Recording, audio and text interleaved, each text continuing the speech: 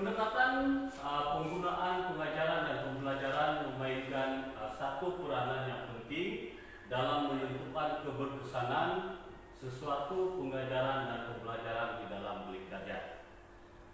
Menurut Arif Sukardi 1987, teori pembelajaran memainkan peranan yang penting kepada guru kerana menerusi teori-teori ini, guru dapat memahami proses pembelajaran yang berlaku di dalam diri pelajar, memahami faktor yang mempengaruhi dan mempercepatkan proses pembelajaran pelajar tersebut.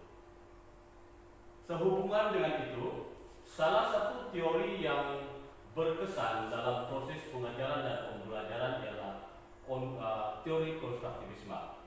Teori ini pada umumnya adalah merupakan satu pembelajaran yang menerangkan bagaimana pengetahuan itu disusun, pengetahuan sedia ada itu disusun dalam minda manusia tersebut.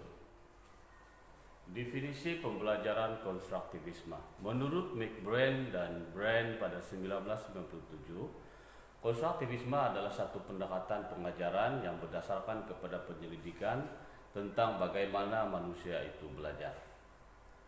Konstruktivisme juga merupakan satu pembelajaran yang berpusatkan murid. Dalam pembelajaran konstruktivisme, guru berperanan sebagai satu, fasilitator atau pemudacara.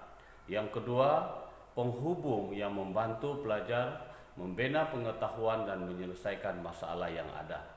Dan yang ketiga, guru berperanan sebagai pereka bentuk bahan pembelajaran yang menyediakan peluang kepada pelajar untuk membina pengetahuan yang baru.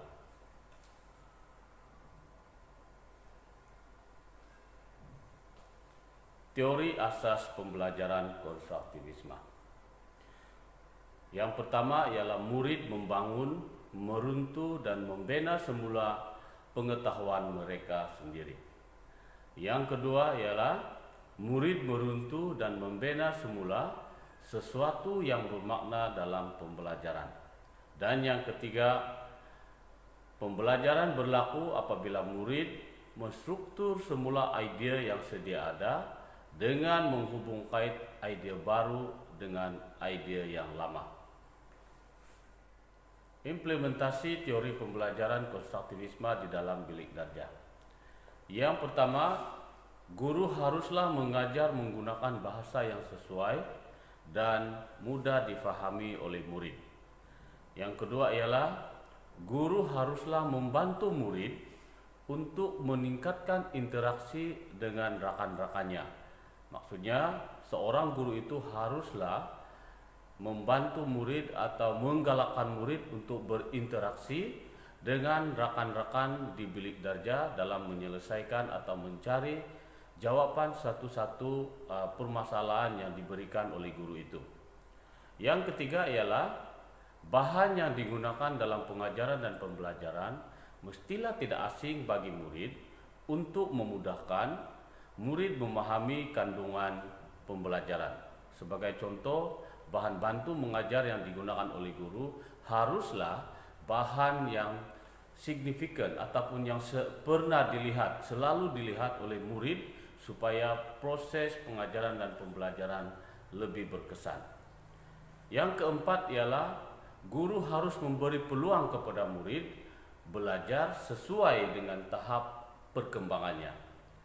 Maksudnya, guru harus melihat perkembangan murid dalam memberi pengajaran ataupun memberi input pembelajaran kepada murid supaya pembelajaran itu dapat diterima dengan baik oleh murid bersesuaian dengan perkembangan intelek murid itu tersebut. Yang kelima ialah murid dibimbing untuk saling memberi dan menerima pendapat rakan.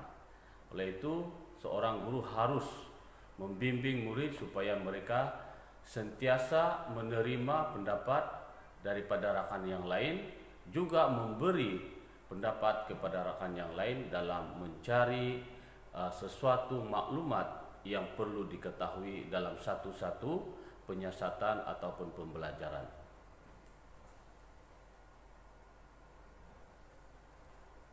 Sekarang kita lihat pula tentang contoh aplikasi pembelajaran konstruktivisme dalam mata pelajaran sains tahun 5. Unit 3.0 proses hidup haiwan.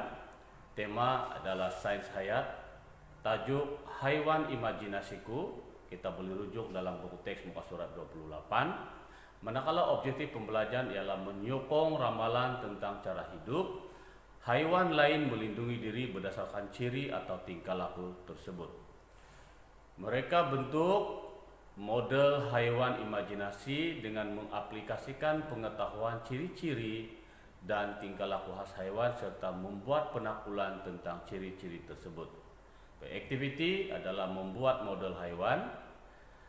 Aplikasi konstruktivisme dalam contoh pembelajaran ini yang pertama ialah pada fasa pencetusan idea. Dalam pencetusan idea, murid menyatakan ciri-ciri khas haiwan yang boleh melindungi diri daripada musuh. Ini berarti murid itu menyatakan pengetahuan sedia ada mereka. Yang kedua ialah fasa aplikasi idea, di mana murid melakukan aktiviti dengan menggunakan kertas surat kabar.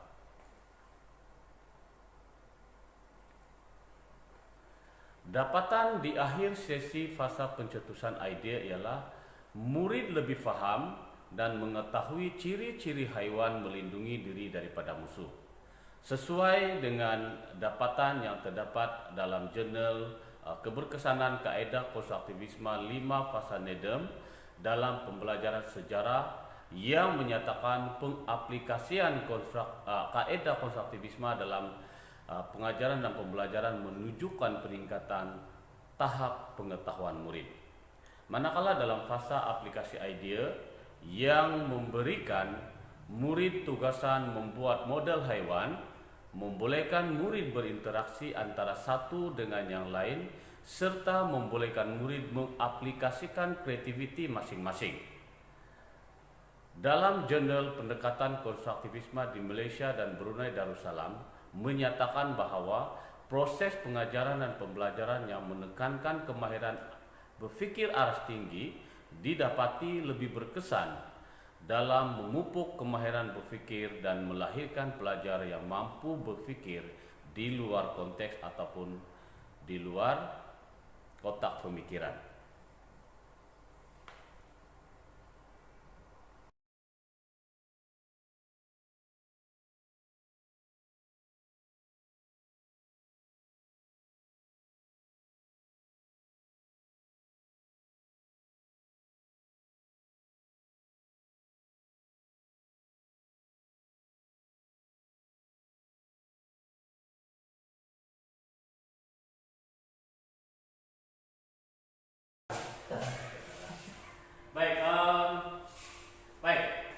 Sebentar tadi kita sudah mempelajari atau kita sudah mengetahui tentang teori pembelajaran konstruktivisme.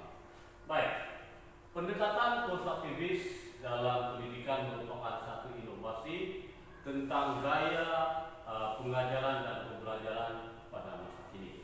Maksudnya pembelajaran konstruktivisme ini adalah bersesuaian dengan pembelajaran abad yang ke-21 yang sedang diaplikasi dalam sistem pendidikan negara pada masa kini. Baik, kelebihan pendekatan ini adalah murid berpeluang untuk membina pengetahuan secara aktif melalui proses saling pengaruh antara pembelajaran terdahulu dengan pembelajaran yang terbaru. Hal ini kerana menurut teori konstruktivisme, konsep-konsep yang dibina pada struktur kognitif seseorang akan berkembang dan berubah apabila ia mendapat pengetahuan atau pengalaman yang baru.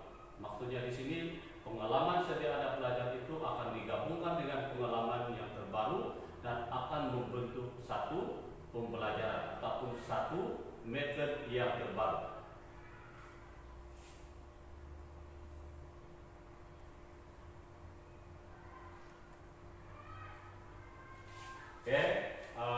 Itu saja perkongsian saya tentang teori pembelajaran konstruktivisme dan terima kasih.